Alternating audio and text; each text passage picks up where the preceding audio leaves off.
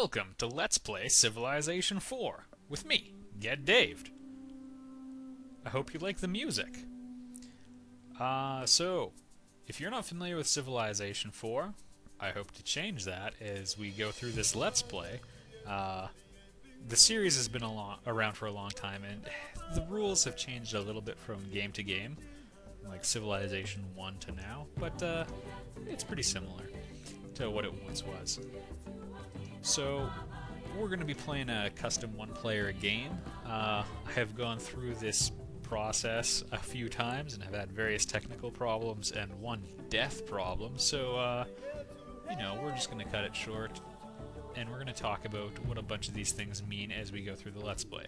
I like to play as Gandhi. You get to pick all these world leaders if you're not familiar with the game, and they're all good at certain things. There's two types of bonuses. Well, there's about 6 or 7 different types of bonuses, and each leader gets 2. Gandhi gets the spiritual bonus and the industrious bonus. We'll talk about what those mean later. Noble is the default sort of neutral difficulty setting for the game. I'm kind of new. I don't know. I've won on that a couple times, or you know, gotten close enough to winning that I just hit the old quit button. So we'll play on Prince because that's sort of when the game starts getting an advantage on you. And aside from that, we're just going to play a normal game. I like small maps. If any of you have watched my other strategy game Let's Plays, you know I prefer small galaxies and maps and such. Temperate climate is just kind of the neutral one. Let's go tropical to spice it up.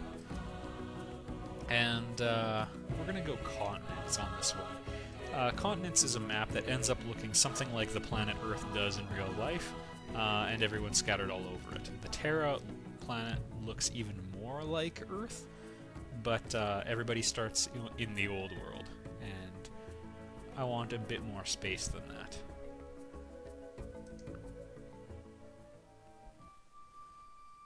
Alright, the game is narrated by Leonard Nimoy. We won't get a chance to listen to the opening thing, but because it takes a really long time. Alright. But you'll hear him narrating a lot of technology quotes. So, welcome to the dawn of man. It's a lot like it was depicted in the movie 2001. Complete with obelisks soon, I hope. So, we start with a settler and a warrior. You could start with a settler and a scout or something like that, but this is what we ended up with. I'm going to put the warrior on automatic exploration, and these circles here indicate where the game thinks a good spot to build a settlement would be. I'm inclined to agree with them on this one here. If you look around it, there's all these bread and coin and hammer symbols. Hammers are production, bread is for food, and coins are for money. It's weird. You know, the big thing is to make sure that you've got tiles that actually have something on them. If you have a blank tile, that's a bad thing.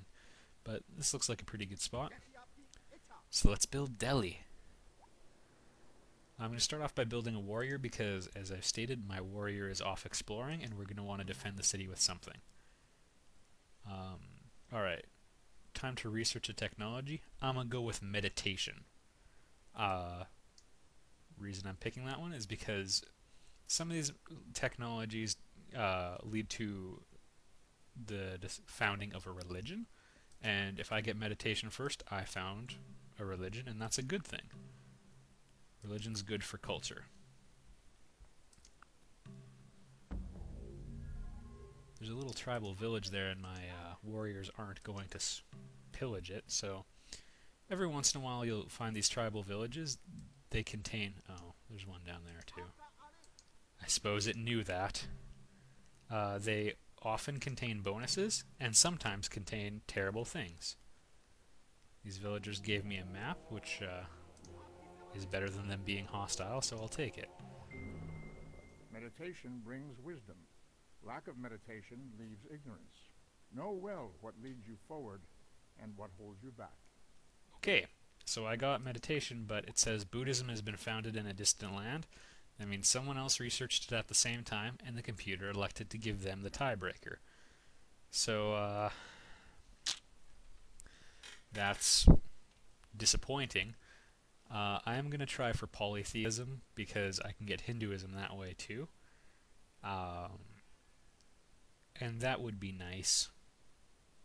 I'm not in a rush to research anything else right now, so... Ah, Montezuma. He is one of my least favorite people to meet early in the game.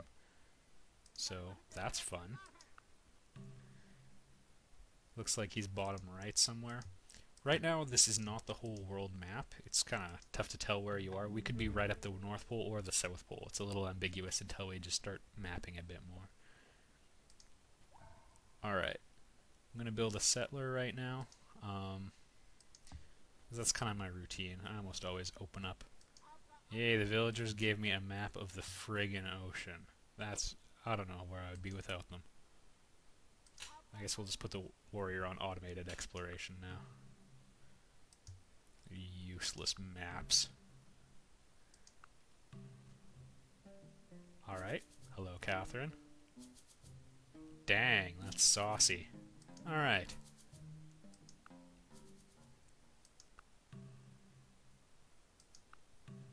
We're just going to keep on exploring, keep working on our settler.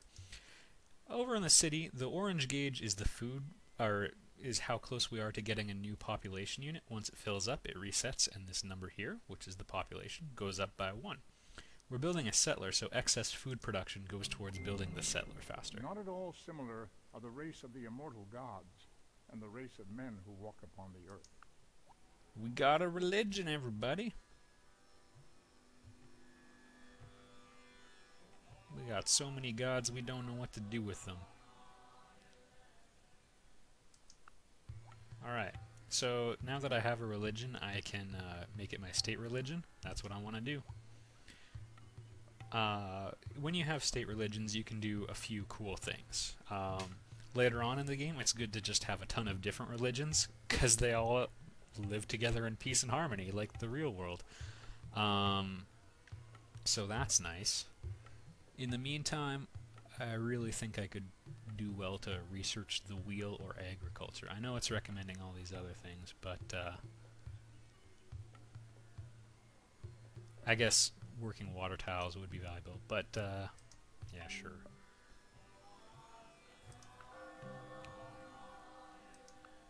Now that religion sometimes will spread on its own, other times I have to build my own missionaries to make it happen. Give a man a fish, and you feed him for a day.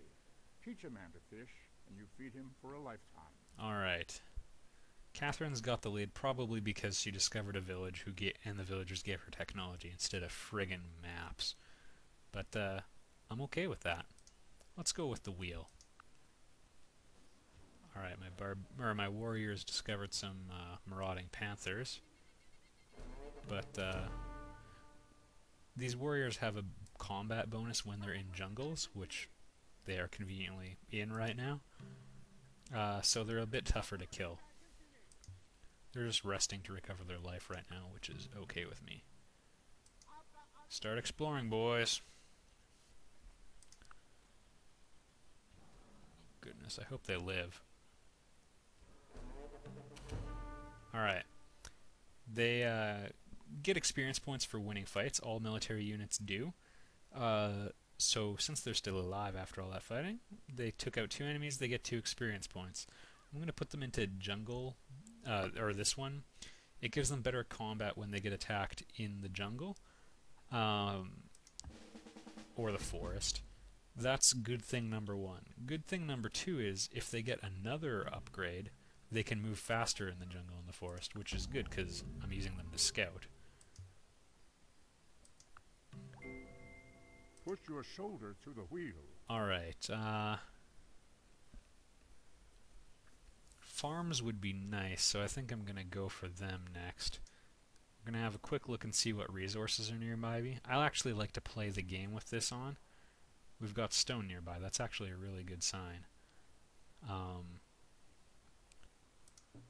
It looks like there aren't a lot of great tiles nearby it, like it's near some desert. But we don't actually need to build a settlement there. We just need to get a road. We need to build a mine there, and then we need to build a road there. So over here looks like maybe an okay place to build a settlement, but I got a couple turns to decide that still. They want a monastery there, that's fine with me. I'm actually not going to let them go ahead and automatically put a... Oh goodness.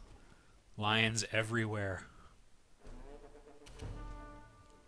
Fight, warrior, fight. Good work. Look at that guy go. Yeah, I want a worker instead, I think. They're saying we can benefit by having a monastery, but I would much rather have a worker for now. Alright. Time to pick a place for our settler to go. You need to have them at least 2 land plots away, and the way the game counts it, it's more like 3, and it's good to have it even 4. But we'll worry about that next time.